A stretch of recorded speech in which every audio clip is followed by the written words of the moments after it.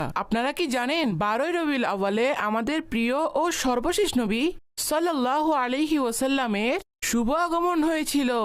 এই দিনের এক একটি সময় বরকত ও রহমতে পরিপূর্ণ, কেননা এই দিন রহমাতুল আলামিন এই পৃথিবীতে শুভ আগমন করেন। যখন তিনি এই দুনিয়ায় আগমন করেন তখন চারিদিকে খুশির আমেজ বইছিল।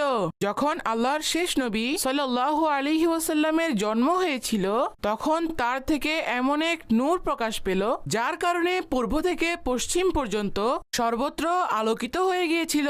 বিবি আমিনা রাদিয়াল্লাহু তাআলা আনহা বলেন, আমি ঘরের যেদিকেই তাকাই নূর আর নূর দেখতে পেতাম, আর তারকারাজিকে দেখেছি এতই নিকটে চলে এসেছিল যে আমি ভাবতে লাগলাম যেন এগুলো আমার উপরেই এসে পড়বে। সুবহানাল্লাহ। আজকের দিনটি খুবই বরকতময়। আমাদের সবাইকে নিজ নিজ ঘরে নাত মাহফিলের আয়োজন করা উচিত এবং বিশেষ দোয়া করা উচিত।